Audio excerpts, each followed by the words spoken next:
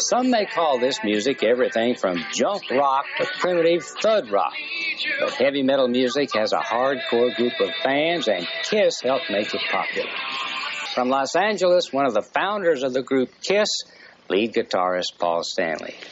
Paul, thanks for being with us. It's great to be here.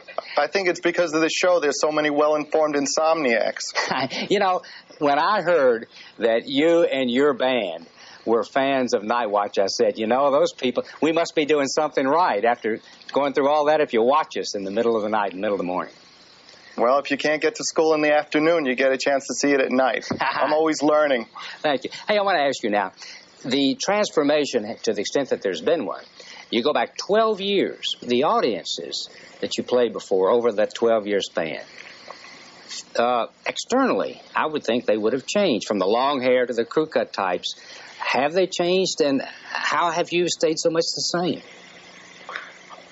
You can't always look the way we look, but you can always feel the way we feel. So I think that basically there's some KISS inside of everybody, whether they're wearing a tie or whether they're wearing black leather or whether they have a mohawk or a college flat-top haircut. I think basically what we're talking about is an attitude. Well, now, I want to show now for the viewers what that is. And I'm going to tell them the name of this because it's from your latest album, Asylum, and you're now right at the end of a promotion tour. It's your 20th album, all these years. But from my generation, if you're pardon it, a song called All Night is not quite the classic song, but let's listen and see.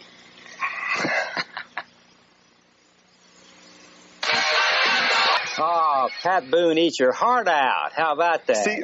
See, that song basically is trying to teach people that if you work all day, you have to all night. Basically, we all need rewards for our work, and we're just singing about the virtues of hard work and reaping its rewards. Yeah, well, and also that some things never change.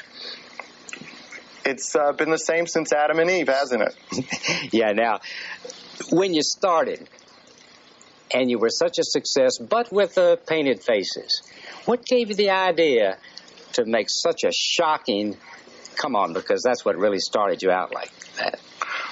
Well, I think when we started off, we wanted to be the band that we had never seen. We had seen a lot of bands that looked really interesting and didn't particularly play well, and then we saw some bands that sounded really good and looked like they just rolled out of bed. It's okay to look like you just rolled out of bed, but you should look like you just rolled out of bed with somebody worthwhile. So we just decided to become the kind of band that we hadn't seen. We felt we had been in the audience enough, and a lot of people get taken for good money. And a lot of times we went to shows and felt like we were being done a favor by the act that was on stage, and when in fact it's the audience that does the group the favor by showing up. So we just basically got out of the seats in the audience and worked our way up to the stage, and the rest was history.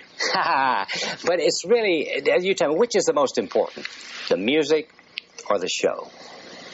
Well, you know, you can't package a smoke bomb. If you're going to sell records, you're going to have to sell music. Yeah.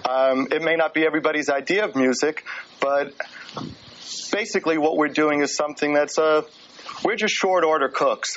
I kind of feel that everybody is entitled to have it their way. It's kind of like Burger King. So basically we're giving the people what they want. Nobody's pretending that this is art. If I had to paint the Sistine Chapel, I'd probably do it with a roller. I want to ask you about your audience, because I thought there was a kind of a snide remark in the Los Angeles Times recently that said that the secret of your success perhaps was that there's always a new junior high class. Did you take that as an insult or accuracy?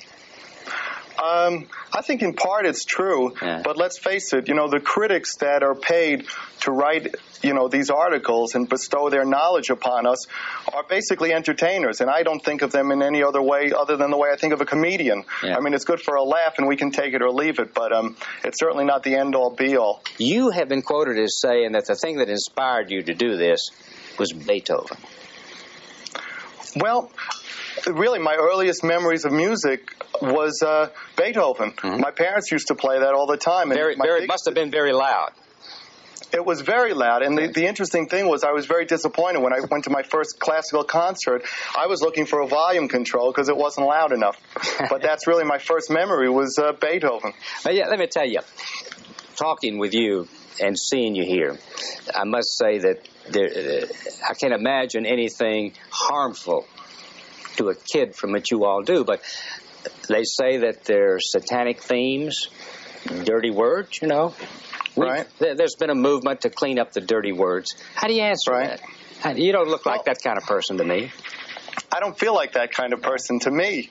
I think what's important for everybody to remember is that they were once young, and the people who today are trying to stop rock and roll or censor music are people who grew up listening to Little Richard. And Little Richard was singing Good Golly, Miss Molly sure liked to ball. And he was not singing about football or dancing. And everybody seemed to grow up healthy.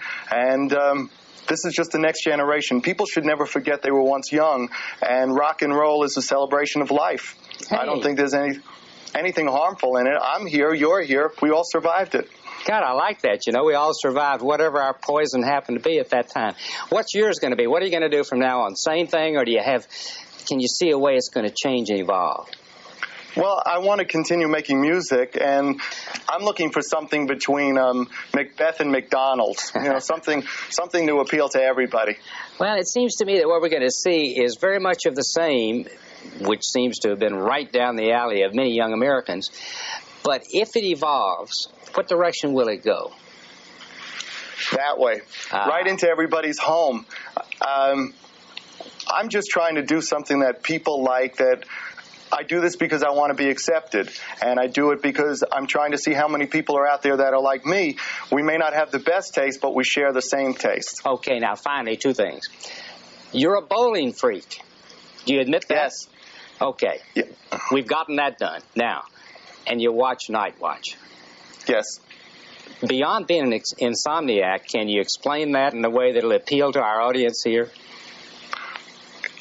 You're never too rich, too famous, too young, too old to learn something. And if you can't sleep, keep your ears open. There's always something you can pick up. Paul Stanley, thanks for being with us. Thanks for the good word. We enjoyed it. We'll be back with more. Thank you. We'll be back with more on Nightwatch. Please stay tuned.